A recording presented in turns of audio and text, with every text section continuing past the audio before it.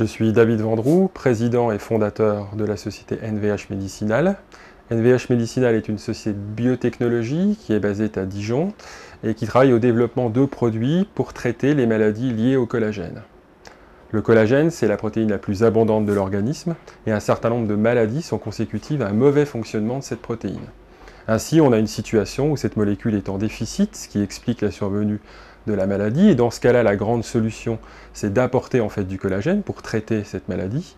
À l'inverse, dans certaines situations, le collagène est en excès, sa production est augmentée, et dans ce cas-là, il s'agit de diminuer cette production. Donc NVH Médicinal a été créée maintenant depuis plus de 6 ans. Elle s'appuie sur une plateforme technologique que nous avons développée ces dernières années, sur une technologie propriétaire qui nous permet donc de développer des produits qui sont des produits dérivés du collagène.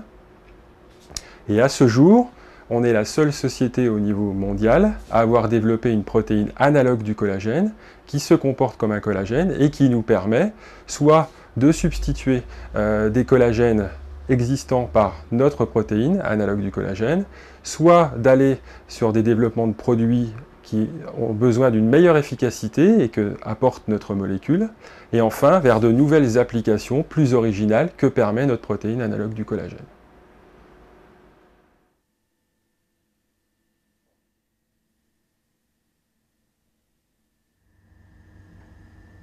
Le collagène est une protéine naturelle qui est utilisée depuis des décennies dans un grand nombre de produits de santé.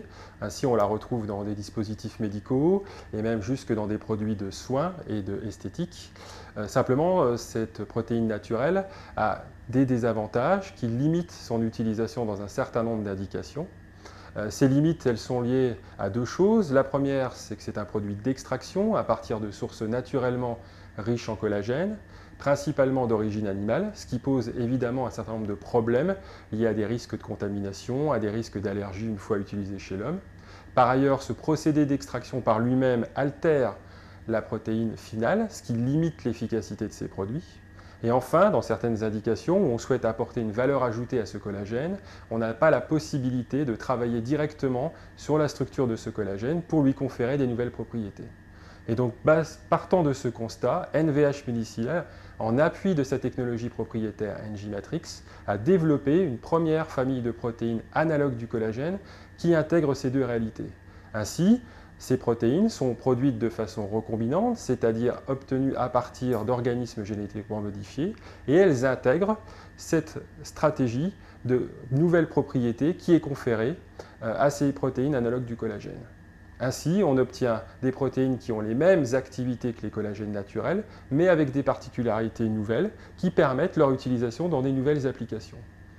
Et donc, en finale, nos protéines analogues du collagène, qui sont les seules actuellement développées au niveau mondial, protégées par plus d'une vingtaine de brevets, permettent donc naturellement de substituer ces collagènes naturels par ces nouvelles protéines, d'apporter dans des produits dans lesquels il y a déjà du collagène un produit plus efficace, et enfin, et surtout de façon très innovante, d'aller vers des nouvelles applications dans lesquelles l'utilisation de collagène a un très fort rationnel, mais que ne permettaient pas les collagènes d'origine naturelle.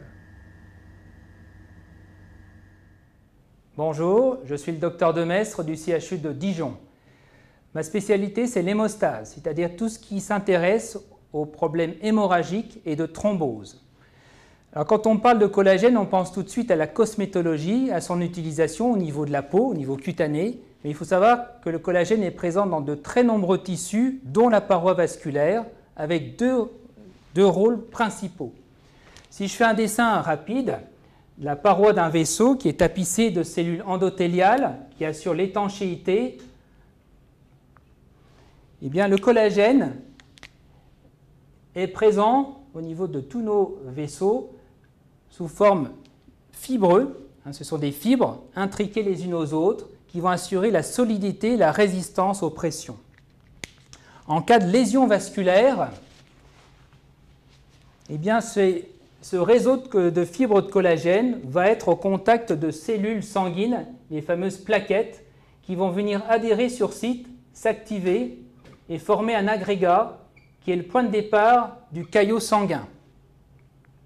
Alors en thérapeutique, le collagène n'est utilisé que sous forme de colle biologique, uniquement en application locale, à la fin de certaines chirurgies. On ne peut pas, jusqu'à maintenant, on ne pouvait pas imaginer l'utilisation du collagène par voie générale, avec une administration par voie intraveineuse par exemple, parce que cette présentation sous forme fibrillaire expose à un trop fort risque thrombotique, comme on l'a également retrouvé dans nos modèles animaux. Par contre, les protéines analogues du collagène proposées par la société NVH Médicinale sont totalement innovants, car ce sont des toutes petites molécules qui gardent une certaine structure proche du collagène, nécessaire à l'activité hémostatique. Et donc, comme on l'a bien démontré, ces petites molécules sont capables d'activer les plaquettes et de fixer le facteur Willebrand, qui est un facteur de recrutement au niveau local, mais ils n'ont plus le risque thrombotique surajouté dans nos premiers résultats obtenus chez les animaux. De ce fait, on a donc la grande innovation que nous voyons en hémostase. Dans ma spécialité, c'est de pouvoir administrer ce collagène par voie intraveineuse, par voie générale, soit en complément des supports transfusionnels, soit même en première ligne quand on n'a pas accès aux produits sanguins en situation d'urgence, en situation de syndrome hémorragique.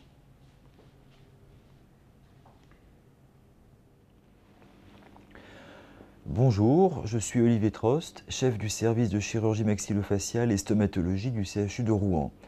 Je prends en charge la lipoatrophie faciale des patients infectés par le VIH. Chez ces patients, les transplantations autologues de tissus graisseux sont souvent irréalisables compte tenu de leur grande maigreur. Les injections d'acide polylactique, qui sont le traitement le plus souvent réalisé, présentent les inconvénients de nodules souvent disgracieux.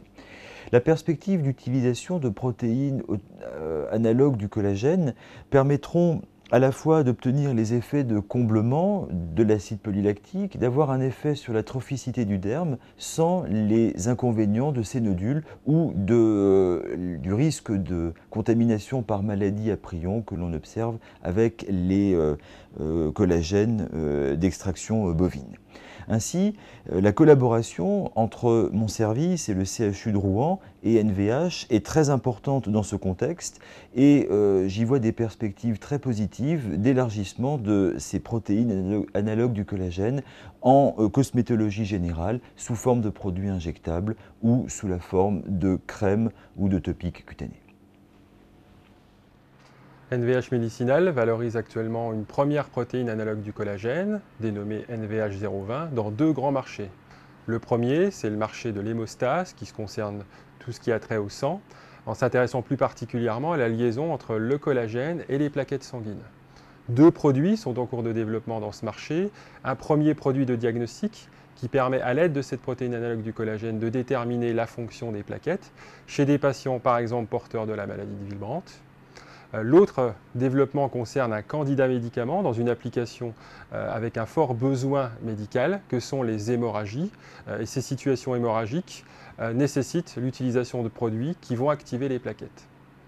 L'autre grand marché, c'est le marché de la médecine régénératrice qui regroupe un grand nombre de produits. Et dans ce marché-là, une première gamme de produits est développée à partir de cette protéine analogue du collagène comme produits cosmétiques, avec l'ambition à terme de développer une gamme complète à partir de cette protéine analogue du collagène qui va aller donc de ce produit cosmétique vers un produit de comblement esthétique, vers des produits de séquestrisation et in fine vers des produits injectables permettant de régénérer des tissus lésés. Donc les financements qui vont être obtenus à partir de cette levée de fonds vont permettre, dans le domaine de l'hémostase, de financer la preuve de concept dans un modèle animal de référence, mais également de déterminer l'innocuité de notre produit une fois injecté.